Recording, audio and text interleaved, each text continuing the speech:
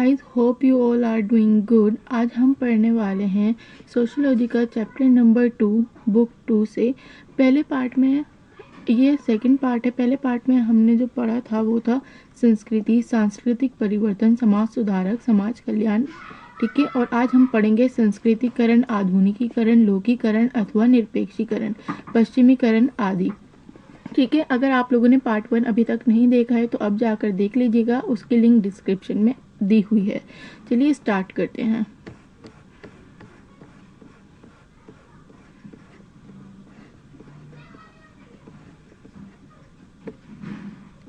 ठीक है, तो आज हमें पढ़ना है संस्कृतिकरण। संस्कृतिकरण MS श्रीनिवास के अनुसार वह प्रक्रिया है जिसमें निम्न जाति या जनजाति, उच्च जाति, द्विजातियां की जीवन पद्धति, अनुष्ठान, मूल्य, आदर्श तथा विचारों का अनुकरण करते हैं। तो संस्कृतिकरण क्या है, हम इसे बहुत सरल भाषा में समझेंगे, बहुत आसान वर्ड्स में समझेंगे। तो संस्कृतिकरण उसे कहते हैं जब जो निम्न जातियां होती हैं या जो जनजातियां होती हैं वो उच्च जातियों की संस्कृति को ग्रहण करती हैं, उनके आदर्शों को ग्रहण करती हैं, उनके विचारों को ग्रहण करती हैं, मतलब अपनाती हैं। ठीक है, तो उसे संस्कृतिकरण कहते हैं। तो MS जो श्रीनिवास हैं, ये जो समाजशास्त्री हैं, इन्होंने कहा है कि संस्कृतिकरण वह प्रक्रिया है जिसमें निम्न जाति या जनजाति उच्च जाति की जीवन पद्धति, अनुष्ठान, मूल्य, आदर्श तथा विचारों का अनुकरण करते हैं, मतलब उन्हें अपनाते हैं। तो संस्कृतिकरण आपको समझ आ गई क्या है। निम्न जाति के लोग उच्च जाति की संस्कृति को ग्रहण करते हैं, उनके विचारों को ग्रहण करते हैं, उसे संस्कृतिकरण कहते हैं। ठीक है, चलें। इसके प्रभाव भाषा, साहित्य, विचारधारा, संगीत, नृत्य, नाटक, अनुष्ठान तथा जीवन पद्धति में देखे जा सकते हैं। यह प्रक्रिया अलग अलग क्षेत्रों में अलग अलग ढंग से होती है। तो इसके प्रभाव कहाँ कहाँ देखने को मिलते हैं हमें? इनकी भाषाओं पर, साहित्य पर, विचार पर, विचारधारा पर, संगीत पर, नृत्य, नाटक, अनुष्ठान तथा जीवन पद्धति में देखे जा सकते हैं। मतलब जो छोटी जो जातियां होती हैं, निम्न जातियां होती हैं, वो जब उच्च जातियों के संस्कृति को ग्रहण करती हैं तो उनके प्रभाव कहाँ देखने को मिलते हैं? उनकी लैंग्वेज में, उनकी भाषा में, उनके बोल चालने के तरीके में, उनके सॉन्ग्स में, जो वो लोग सॉन्ग्स अपनाते हैं, संगीत अपनाते हैं, उनके जो डांस होते हैं, कल्चरल चीज़ें होती हैं, उन सब में हम जो उनके प्रभाव हैं वो देखने को मिलते हैं। जो ये जो प्रक्रिया है ये अलग अलग क्षेत्रों में अलग अलग ढंग से होती है, मतलब हर क्षेत्र में एक जैसी नहीं होती, अलग अलग क्षेत्रों में अलग अलग तरीके से होती है, अलग अलग ढंग से होती है। ठीक है, तो उसे संस्कृतिकरण कहते हैं और इसे संस्कृतिकरण के प्रभाव। अब विसंस्कृतिकरण क्या है? ठीक है, अभी तक हमने क्या पढ़ा? संस्कृतिकरण। अब हम पढ़ेंगे विसंस्कृतिकरण।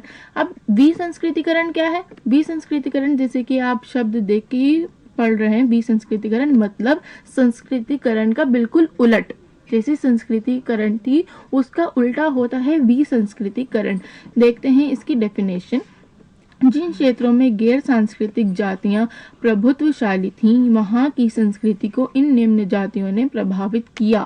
श्रीनिवास ने इसे विसंस्कृतिकरण का नाम दिया है। ठीक है, तो जो क्षेत्र थे जो गैर सांस्कृतिक थे जातियों में, वो बहुत प्रभुत्वशाली थे, तो इन्हें किस संस्कृति ने प्रभावित किया? निम्न जातियों ने। लेकिन अगर हम इन्हें आसान भाषा में मैं आपको बताऊं तो इसका मतलब है कि उच्च जातियां जो थीं वो निम्न जातियों की संस्कृति ग्रहण करती थी। संस्कृतिकरण में क्या होता है कि निम्न जातियां जो होती हैं वो उच्च जातियों की संस्कृति ग्रहण करती हैं। बट विसंस्कृतिकरण में क्या होता है? विसंस्कृतिकरण में उच्च जातियां जो होती हैं वो निम्न जातियों की संस्कृति ग्रहण करती हैं। ठीक है, समझ में आया आपको? तो कभी कंफ्यूज नहीं होना है कि विसंस्कृतिकरण क्या आ गया। विसंस्कृतिकरण का मतलब यही कि उच्च जातियां जब निम्न जातियों की संस्कृति ग्रहण करती हैं, उनके विचार ग्रहण करती हैं, उनके आदर्श ग्रहण करती हैं, तो उसे विसंस्कृतिकरण कहते हैं। ठीक है, अब संस्कृतिकरण की विशेषताएं हम पढ़ेंगे। अगर आप लोगों ने अभी तक मेरा चैनल सब्सक्राइब नहीं किया है तो प्लीज आप कर लीजिए। ठीक है, अब आगे बढ़ते हैं। संस्कृतिकरण की विशेषताएं। संस्कृति केवल ब्राह्मणीकरण नहीं है।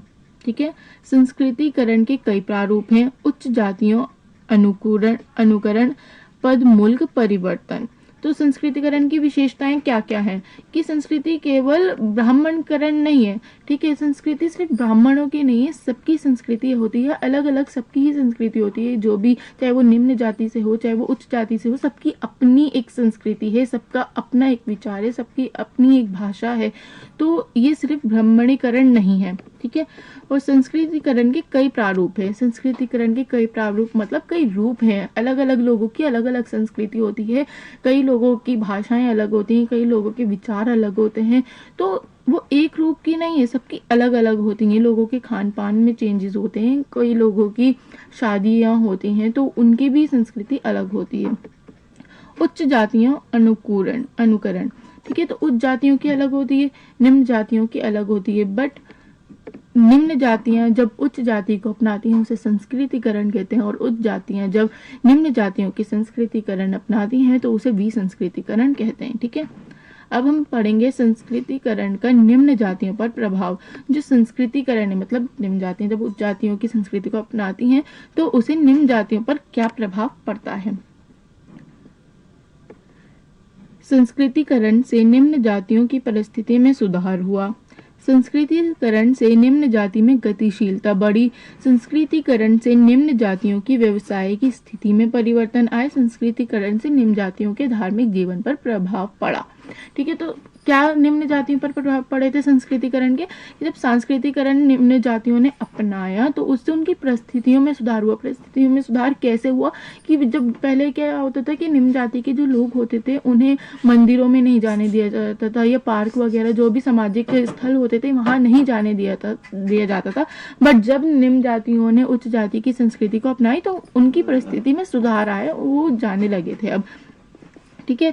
सांस्कृतिकरण से निम्न जाति में गतिशीलता बढ़ी। उसमें गतिशीलता बढ़ी कैसे, क्योंकि जब हम उच्च जाति की संस्कृति अपना लेते हैं तो ऑब्वियस सी बात है हमें समझ आती है, हम लोगों में उठते बैठते हैं, तो उसमें गतिशीलता बढ़ी थी। सांस्कृतिकरण से निम्न जातियों की व्यवसाय की स्थिति में भी परिवर्तन है। अब जब जातियों ने जब उच्च संस्कृति अपनाई थी, उच्च जातियों की संस्कृति अपनाई थी तो उनके व्यवसाय की स्थिति में भी परिवर्तन आए थे, क्योंकि अब उन्हें काम मिलने लगे थे। सांस्कृतिकरण से निम्न जातियों के धार्मिक परिवर्तन पे भी बहुत, धार्मिक जीवन पर भी बहुत प्रभाव पड़ा था। जब उन्होंने संस्कृतिकरण अपनाया तो ऑब्वियस सी बात है कि उन लोगों ने उच्च जातियों की संस्कृति को अपनाई तो उससे उनके धार्मिक जीवन पर बहुत असर पड़ा था, ठीक है। अब हम पढ़ते हैं सांस्कृतिकरण की आलोचना। अभी तक हमने क्या पढ़ी, इसकी विशेषताएं, बट अब सिक्के के दो पहलू होते हैं, एक पॉजिटिव और एक नेगेटिव। तो अभी तक हमने पॉजिटिव पढ़ा संस्कृतिकरण का, अब हम पढ़ेंगे इसकी आलोचना। सामाजिक गतिशीलता निम्न जाति के सत्रीकरण में ऊर्ध्वगामी परिवर्तन करती है। जो सामाजिक गतिशीलता है वो निम्न जो जाति थी उसकी सत्रीकरण में ऊर्ध्वगामी परिवर्तन करती है, ठीक है। उच्च जाति की जीवन शैली उच्च तथा निम्न श्रेणी की जीवन शैली निम्न होने की भावना पाई जाती है। उच्च जाति की जीवन शैली का अनुकरण वांछनीय तथा प्राकृतिक है। यह अवधारणा असमानता तथा अपवर्जन पर आधारित है। निम्न जाति के प्रति भेदभाव एक विशेष अधिकार है। इसमें दलित समाज के मूलभूत पक्षों को पिछड़ा माना जाता है। लड़कियों को भी असमानता की श्रेणी में नीचे धकेल दिया जाता है, ठीक है। अभी हम इसे आसान शब्दों में समझेंगे। जो सामाजिक गतिशीलता निम्न जाति के सत्रीकरण में ऊर्ध्वगामी परिवर्तन करती है, मतलब जो सामाजिक गतिशीलता हुई थी निम्न जातियों में, बट उन्होंने उच्च जाति की संस्कृति को अपना लिया, बट क्या हुआ, उसमें सत्रीकरण हो गया, उनका बंटवारा, ठीक है। जो वो लोग समझते थे अगर हमने उच्च जाति की संस्कृति को अपना लिया तो हम भी उच्च जाति में माने जाएंगे, गिने जाएंगे, बट ऐसा नहीं था। उनमें सत्रीकरण हुआ, उनका बंटवारे हुए, ठीक है। ये हुआ था परिवर्तन। उच्च जाति की जीवन शैली उच्च तथा निम्न श्रेणी की जीवन शैली निम्न होने की भी भावना पाई गई थी। अब जो उच्च जाति के लोग थे उनकी जीवन शैली उच्च होती थी, मतलब उनके रहने सहने के तरीके अलग होते थे, खान पान अच्छा होता था, उनके विचार सब कुछ अलग था और उच्चता था।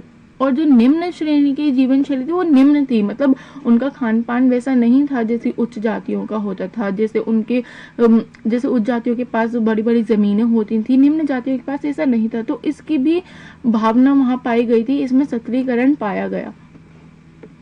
उच्च जाति की जो जीवन शैली का अनुकरण वांछनीय तथा प्राकृतिक है। जो उच्च जाति की जीवन शैली कैसी होती थी, वांछनीय होती थी तथा प्राकृतिक होती है, मतलब वो पहले से ही ऐसा जीवन जीते आ रहे थे, ठीक है, उनके दादा परदादा जो भी थे वो पीढ़ी दर पीढ़ी उनकी उच्च जाति चली आ रही थी। लेकिन निम्न जाति ने तो उन्हें देखकर अपनाई थी ना, तो वो प्राकृतिक नहीं था और उच्च जाति का प्राकृतिक था। ये अवधारणा असमानता तथा अपवर्जन पर आधारित थी। जैसे कि मैंने अभी बताया कि लोगों में सतरीकरण होने स्टार्ट हो गया था, तो ये जो अवधारणा हो गई थी ये असमानता पैदा कर रही थी, किसमें, उच्च जाति और निम्न जाति में। तो इस वजह से पूरे समाज में असमानता और अपवर्जन आधारित है। निम्न जाति के प्रति भेदभाव एक विशेष अधिकार है, ठीक है। जो निम्न जाति है उनके प्रति ये क्या था, भेदभाव था, ठीक है, उनके साथ भेदभाव होता था। क्यों? क्योंकि उन्होंने वो देखकर अपनाई थी उच्च जातियों की संस्कृति, अपना तो ली, बट क्या वो लोग तो नहीं मान रहे थे ना उन्हें कि ठीक है तुम उच्च हो, क्या तुम पीढ़ी दर पीढ़ी चले आ रहे हो, नहीं, उन्होंने, सबको पता था कि किस किस ने अपनाई है उनकी संस्कृति, तो वहां पर भेदभाव होने लगा था। इसमें दलित समाज के मूलभूत पक्षों को पिछड़ा माना जाता था। जो दलित समाज थे उन्हें पिछड़ा हुआ माना जाता था। क्यों? क्योंकि उनकी संस्कृति इतनी डेवलप नहीं थी, ठीक है। और लड़कियों को भी असमानता की श्रेणी में नीचे धकेल दिया जाता था। जो लड़कियां थी उनके साथ भी असमानता की जाती थी, उन्हें राइट्स नहीं दिए जाते थे कि वो इक्वल रहें लड़कों से, या फिर उन्हें पढ़ाई करने नहीं दी जाती थी, शिक्षा के स्तर पर उन्हें बहुत कम रखा जाता था कहीं भी। तो इस वजह से लड़कियों को भी असमानता की श्रेणी में नीचे धकेल दिया जाता था, ठीक है। अब हमने हमारा कंप्लीट हो गया संस्कृतिकरण एंड विसंस्कृतिकरण। अब हम नेक्स्ट पे चलते हैं। हम नेक्स्ट हमारा टॉपिक है पश्चिमीकरण, ठीक है। तो पश्चिमीकरण क्या, संस्कृतिकरण क्या है कि निम्न जाति के लोग उच्च जाति की संस्कृति को अपनाते हैं, उसे संस्कृतिकरण कहते हैं। विसंस्कृतिकरण क्या है, उच्च जाति के लोग निम्न जाति की संस्कृति को अपनाते हैं, उसे विसंस्कृतिकरण कहते हैं। अब पश्चिमीकरण, नाम से ही समझ आ रहा है कि पश्चिम की संस्कृति को यहाँ पर हम बात करने वाले हैं, तो पश्चिमीकरण हम पढ़ेंगे। जैसे कि मैंने आपको बताया, ब्रिटिश शासन के 150 वर्षों में आए प्रौद्योगिकी संस्था विचारधारा मूल्य परिवर्तनों को पश्चिमीकरण का नाम दिया गया। जीवन शैली एवं चिंतन के अलावा भारतीय कला तथा साहित्य पर भी पश्चिमी संस्कृति का असर पड़ा है। तो जब ब्रिटिश जो शासन हुआ था हमारे भारत में, तो उसमें क्या हुआ था, प्रौद्योगिकी संस्था विचारधारा मूल्य परिवर्तनों को पश्चिमीकरण का नाम दिया गया है। कि मतलब उनकी जो विचारधारा थी, उनकी जो संस्थाएं थी, उनकी जो प्रौद्योगिकी थी, उन सबको क्या किया गया, पश्चिमीकरण का नाम दिया गया। अब जो हमारी जीवन शैली थी भारत की, तो उसकी जो हमारी भारत की कला में, साहित्य में पश्चिमीकरण ने बहुत प्रभाव डाला था। क्योंकि जब पश्चिम के लोग हमारे यहाँ आए थे, ब्रिटिश सरकार, ब्रिटिश शासन हमारे भारत में चला था, तो अगर कोई लोग हमारे यहाँ आके रहते हैं तो हम पर उसका प्रभाव पड़ता है, हम पर उसका असर आता है। तो बहुत से असर आए थे भारतीयों पर, हम आगे पढ़ेंगे। जैसे ऐसे लोग कम ही थे जो पश्चिमी जीवन शैली को अपना चुके थे। इसके अलावा अन्य पश्चिमी सांस्कृतिक तत्वों जैसे नए उपकरणों का प्रयोग, पोशाक, खाद्य पदार्थ तथा आम लोगों की आदतों और तौर तरीकों में परिवर्तन आदि थे। मध्य वर्ग के एक बड़े हिस्से के परिवारों में टेलीविजन, फ्रिज, सोफा सेट, खाने की मेज आदि आम बात है।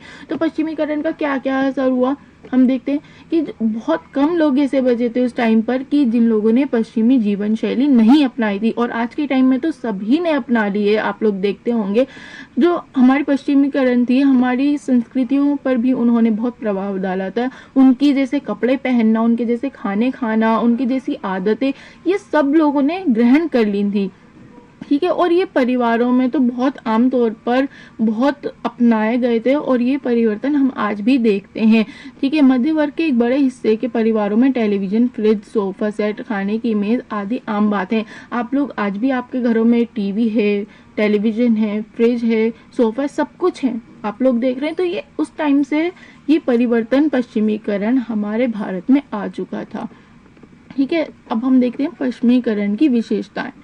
पश्चिमीकरण आधुनिकीकरण से भिन्न है। अभी हम आधुनिकीकरण पढ़ेंगे, लेकिन अभी हमें ये बताया कि पश्चिमीकरण आधुनिकीकरण से भिन्न है। ब्रिटिश संस्कृति का भारतीय समाज पर प्रभाव, जो ब्रिटिश संस्कृति है उस पर भारतीयों का प्रभाव पड़ा है, भारतीय समाज पर। स्वतंत्रता के बाद भी जारी पश्चिमीकरण, स्वतंत्र, हम ब्रिटिश सरकार से स्वतंत्र हो गए, लेकिन आज भी स्वतंत्र के बाद भी भारत पर पश्चिमीकरण अभी भी जारी है। पश्चिमीकरण एक जटिल प्रक्रिया है। पश्चिमीकरण एक जटिल प्रक्रिया है क्यों? क्योंकि आज भी भारत में है और हम इससे छुटकारा नहीं पा सकते और ना ही पाना चाहते हैं मेरे ख्याल से तो कोई भी। पश्चिमीकरण का भारतीय समाज पर पड़े प्रभाव। अब पश्चिमीकरण के प्रभाव क्या क्या पड़े हमारे भारतीय समाज पर, हम अब वो पढ़ेंगे। परिवार पर प्रभाव, विवाह पर प्रभाव, नेतादारी पर प्रभाव, जाति प्रथा पर प्रभाव, अस्पृश्यता, धार्मिक जीवन पर प्रभाव। तो परिवार पर प्रभाव, परिवार पर प्रभाव से यहाँ क्या मतलब है कि पहले क्या होता था, भारत में जॉइंट फैमिलीज होती थी, ठीक है, जॉइंट फैमिलीज होती थी, सब लोग साथ रहते थे, चाहे दादा हो, दादी हो, चाचा चाची, मामा, सब लोग पूरा परिवार एक साथ रहता था। लेकिन पश्चिमीकरण से यहाँ क्या प्रभाव हुआ, यहाँ पर जो फैमिलीज हैं वो अलग रहने लगी, ठीक है। अब फैमिलीज में कौन रहते हैं, सिर्फ माँ बाप और उनके बच्चे, उसके अलावा और कोई नहीं।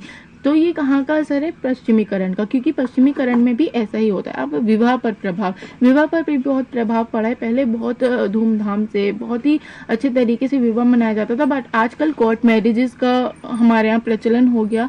इस तरीके से विवाह पर भी प्रभाव डाला है। नातेदारी पर प्रभाव, अब जैसे कि मैंने आपको बताया कि जो फैमिलीज हैं आजकल न्यूक्लियर फैमिलीज रहने लगी, तो नातेदारी पर भी प्रभाव पड़ा है। पहले लोग बहुत आपस में मिलजुल कर रहा करते थे, बट अब लोग कहते हैं चलो कोई नहीं, वो गया हो गया, हमें कोई फर्क नहीं पड़ता किसी नातेदार से, किसी रिश्तेदार से।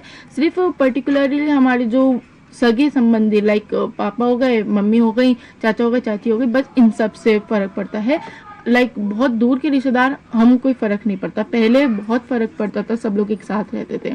जाति प्रथा पर भी प्रभाव पड़ा, धार्मिक जीवन पर भी प्रभाव पड़ा, इन सब चीजों में हमारे प्रभाव पड़े हैं, जैसे कि आप लोगों ने देखा। बट गाइस, अभी तक अगर आप लोगों ने मेरा चैनल सब्सक्राइब नहीं किया है तो प्लीज कर लीजिए, और वीडियो अच्छी लगी हो तो लाइक भी जरूर कीजिएगा। अब हम पढ़ेंगे आधुनिकीकरण। अभी हमने पढ़ा पश्चिमीकरण और आधुनिकीकरण, अब पढ़ेंगे हम, ठीक है। जैसे कि मैंने आपको अभी बताया था ऊपर कि पश्चिमीकरण और आधुनिकीकरण में बहुत डिफरेंस है, तो अब हम यहाँ वही डिफरेंस देखते हैं, ठीक है। प्रारंभ में आधुनिकीकरण का आशय प्रौद्योगिकी और उत्पादन प्रक्रियाओं में होने वाले सुधार से था, परंतु आधुनिक विचारों के अनुसार सीमित, संकीर्ण, स्थानीय दृष्टिकोण कमजोर पड़ जाते हैं और सार्वभौमिक दृष्टिकोण यानी पूरा विश्व एक कुटुंब है को महत्व दिया जाता है। तो ऊपर हमने जो पश्चिमीकरण पढ़ा उसमें प्रौद्योगिकी तो था, लेकिन वहाँ पे विचार, संस्था, ये सब भी थी, बट यहाँ ऐसा नहीं है। यहाँ पे आधुनिकीकरण में सिर्फ प्रौद्योगिकी और उत्पादन प्रक्रियाओं में होने वाले सुधार से था, ठीक है, कि प्रौद्योगिकी में सुधार होगा, उत्पादन की प्रक्रियाओं में सुधार होगा, इससे ये औद्योगिकरण स्टार्ट हुआ था। परंतु आधुनिक विचारों के अनुसार सीमित, संकीर्ण, स्थानीय दृष्टिकोण कमजोर पड़ जाते हैं। कि मतलब हम लोग क्या सोचते हैं कि सिर्फ अपना विकास करें, अपना जो भी है उसको पूरा करें, उसको फैलाएं, अपने काम को फैलाएं, तो ये कमजोर पड़ गया था। और क्या दृष्टिकोण पूरे विश्व में फैला कि सार्वभौमिक लोगों को फैलाना, सबको, मतलब किसी एक का फायदा ना हो, पूरे समाज का फायदा हो, पूरे देश का हमारा फायदा हो, ठीक है। तो ये उस पर बात की जाती है कि आधुनिकीकरण सिर्फ हमारे देश का, हमारे समाज का नहीं, सबका विकास होना चाहिए। तो आधुनिकीकरण इस पे बात करता है। तो समझ आई कि पश्चिमीकरण और आधुनिकीकरण में क्या डिफरेंस है। कि पश्चिमीकरण क्या था, हमारे विचारों पर प्रभाव डाला है, हमारी संस्थाओं पर प्रभाव डाला है, हमारी संस्कृति पे, बट आधुनिकीकरण सिर्फ और सिर्फ उत्पादन की प्रक्रियाओं से संबंधित है, ठीक है। अब हम पढ़ेंगे धर्मनिरपेक्षता। धर्मनिरपेक्षता क्या है। धर्मनिरपेक्षता के आधार पर राज्य सभी धार्मिक समूह विश्वासों को एक समान समझते हैं, ठीक है। राज्य किसी के साथ भी धर्म के आधार पर भेदभाव नहीं करता और साथ ही लोगों को किसी विशेष धर्म को मानने व उसका पालन करने के लिए बाध्य नहीं करता। तो धर्मनिरपेक्षता का मतलब हम आसान शब्दों में समझेंगे कि सभी धर्मों को एक समान माना जाता है, किसी भी धर्म को ऊंचा या नीचा नहीं माना जाता, ठीक है, यही है। और राज्य जो होते हैं, जैसे जो भी राज्य हैं, वो सभी धर्मों के आधार पर कोई भेदभाव नहीं करती है, किसी को विशेष धर्म नहीं मानती है, सब धर्म एक समान है, कोई विशेष नहीं है, कोई नीचा नहीं है। तो यही है। और जैसे कि आप लोग देखते हैं आज के टाइम पे कि जब दिवाली होती है या ईद होती है तो सरकारी छुट्टी होती है स्कूल्स की, ठीक है। तो इसका मतलब क्या है कि किसी धर्म को ऊंचा या नीचा नहीं माना जाता, सबको बराबर माना जाता है। अगर किसी का त्योहार है तो उसमें छुट्टी की जाती है, ठीक है, स्कूलों की हो, अस्पतालों की हो, इन सब की छुट्टी की जाती है। क्यों? क्योंकि सबको अपने धर्म के जो त्योहार है वो मनाने के अधिकार हैं, सबके धर्म बराबर हैं। तो धर्म निरपेक्षता में यही बताया गया है कि सब धर्म बराबर हैं, कोई छोटा या बड़ा नहीं है। और ये क्वेश्चन हमेशा आता है पेपर में, एग्जाम में 6 नंबर या 2 नंबर में आपका आ सकता है। तो आप लोग इसको अच्छे से पढ़िएगा, ठीक है। अब हम पढ़ेंगे धर्मनिरपेक्षता के कारण के धर्मनिरपेक्षता के कारण क्या है। भारतीय संस्कृति, यातायात एवं संचार, पाश्चात्य संस्कृति, आधुनिक शिक्षा, नगरीकरण। तो धर्मनिरपेक्षता के कारण क्या हुए? भारतीय संस्कृति, हमारी जो भारतीय संस्कृति है वो इतनी अच्छी है कि सबको एक समान मानती है, कोई छोटा या कोई बड़ा नहीं है, सब एक बराबर है, हमारी भारतीय संस्कृति है, ठीक है। तो इस वजह से धर्मनिरपेक्षता हुई। यातायात एवं संचार, अब संचार के माध्यम बढ़े, उसकी वजह से भी। पाश्चात्य संस्कृति, जब पाश्चात्य संस्कृति आई तो सबने एजुकेशन ली, ये दिख रहा है। आधुनिक शिक्षा, जब लोग एजुकेट हो जाते हैं ना तो उन लोगों में समझ आती है, ठीक है, हर चीज की पहचान वो कर सकते हैं। नगरीकरण, जब लोग एक नगर से दूसरे नगर जाकर रहने लगे तो उन्हें ये समझ होती है कि नहीं, कोई भी छोटा या बड़ा नहीं है, सब एक बराबर हैं। तो ये धर्मनिरपेक्षता के कारण थे, ठीक है। अब हम पढ़ेंगे आधुनिकीकरण और धर्मनिरपेक्षता। ये धनात्मक तथा अच्छे मूल्यों की ओर झुकाव, ठीक है। आधुनिकीकरण का आशय प्रौद्योगिकीकरण और उत्पादन प्रक्रियाओं में होने वाले सुधार से है। इसका मतलब विकास का वो तरीका जिससे पश्चिमी यूरोप या उत्तर अमेरिका ने अपनाया। आधुनिकीकरण का मतलब ये समझ में आता है कि इसके समक्ष सीमित, संकीर्ण, स्थानीय दृष्टिकोण कमजोर पड़ जाते हैं और सार्वभौमिक प्रतिबद्धता और विश्वजीत दृष्टिकोण ज्यादा प्रभावशाली होता है। इसमें उपयोगिता, गणना और विज्ञान की सत्यता को भावुकता, धार्मिक पवित्रता और अवैज्ञानिक तत्वों के स्थान पर महत्व दिया जाता है, ठीक है। तो अब हम यहाँ क्या पढ़ रहे हैं? आधुनिकीकरण और धर्मनिरपेक्षीकरण। ये धनात्मक तथा अच्छे मूल्यों की ओर झुकाता है, मतलब अच्छी चीजों की तरफ हमें झुकाता है, हमारे समाज को। क्योंकि धर्मनिरपेक्षता क्या है? किसी भी धर्म को छोटा नहीं मानना, सब धर्म एक समान है। और आधुनिकीकरण क्या है? कि प्रौद्योगिकी को आगे बढ़ाना, उत्पादन की प्रक्रियाओं को आगे बढ़ाना। ये हम देख रहे हैं आधुनिकीकरण का आशय प्रौद्योगिकीकरण और उत्पादन की प्रक्रियाओं में होने वाले सुधार से। जब हमारी प्रौद्योगिकी में सुधार आएगा, हमारे उत्पादन की प्रक्रियाओं में सुधार आएगा, तभी तो हमारा देश आगे बढ़ेगा। इसका मतलब विकास का वो तरीका है जिसमें पश्चिमी यूरोप या उत्तर अमेरिका ने अपनाया। जब पश्चिमी यूरोप और उत्तर अमेरिका ने भी प्रौद्योगिकी को अपनाया तो भारत ने यही चीज अपनाई कि वो अगर डेवलप्ड हो सकते हैं तो हम क्यों नहीं। तो इसी वजह से हमारे भारत में भी प्रौद्योगिकी और उत्पादन प्रक्रियाओं को अपनाया गया ताकि इनमें सुधार आ सके, ठीक है। आधुनिकीकरण का मतलब ये समझ में आता है कि इसके समक्ष सीमित, संकीर्ण, स्थानीय दृष्टिकोण कमजोर पड़ जाते हैं और सार्वभौमिक प्रतिबद्धता और विश्व जीत दृष्टिकोण ज्यादा प्रभावशाली होते हैं। आधुनिकीकरण में हम क्या समझते हैं कि जो अगर हम सीमित सिर्फ अपना सोचेंगे, अपनी क्षेत्र का सोचेंगे, वो कम पड़ जाएगा, वो दृष्टिकोण वो सफल नहीं हो सकता। लेकिन हम पूरे भारत को लेकर सोचेंगे कि हमें इसका विकास करना है, तो वो ज्यादा आज के टाइम पे प्रभावशाली होता है, ठीक है। इसमें उपयोगिता, गणना और विज्ञान की सत्यता को भावुकता, धार्मिक पवित्रता और अवैज्ञानिक तत्वों के स्थान पर महत्व दिया जाता है। मतलब इसमें क्या, किसको महत्व दिया जाता है? गणना को, विज्ञान को। मतलब जो हम प्रैक्टिकल्स देखते हैं, हम जो साइंस जो कहती है, यहाँ पे साइंस को ज्यादा महत्व दिया जाता है, ना कि धार्मिक पवित्रता को। क्यों? क्योंकि धार्मिक क्या कहती है, मुहूर्त, इन सब पर नहीं दिया जाता। धार्मिक पवित्रता और अवैज्ञानिक तत्वों को नहीं दिया जाता। किसको दिया जाता है? गणना और विज्ञान को, विज्ञान के भावुकता को महत्व दिया जाता है। किसमें? आधुनिकीकरण में, ठीक है। समझ आ गया? आई होप आपको ये समझ में आ गया हो। ये बहुत इंपॉर्टेंट चैप्टर है, ठीक है। तो आप लोग इसको अच्छे से पढ़ें, समझें। और अगर मेरी वीडियो पसंद आई हो तो प्लीज़ लाइक कीजिएगा। और आप लोग जानते हैं ये एग्ज़ाम का टाइम है, तो आप लोग इस वीडियो को ज़्यादा से ज़्यादा शेयर करें ताकि सब लोगों की हेल्प हो सके। और अगर अब तक मेरे चैनल को आपने सब्सक्राइब नहीं किया है तो प्लीज़ सब्सक्राइब कीजिए और बेल आइकन ज़रूर दबाइएगा, ठीक है। और आपको वीडियो कैसी लगी कमेंट करके बताइए। अगर कोई डाउट हो तो प्लीज़ आप लोग मुझसे पूछ लीजिएगा, मैं आपको बताऊँगी नेक्स्ट वीडियो में, ओके। अगर आप लोगों ने अभी तक पार्ट 1 नहीं देखा है तो आप लोगों को पार्ट 1 की लिंक डिस्क्रिप्शन में दी हुई है, चैप्टर 1 की लिंक डिस्क्रिप्शन में दी हुई है, आप लोग वहां जाकर देख सकते हैं, okay. Bye bye, thank you.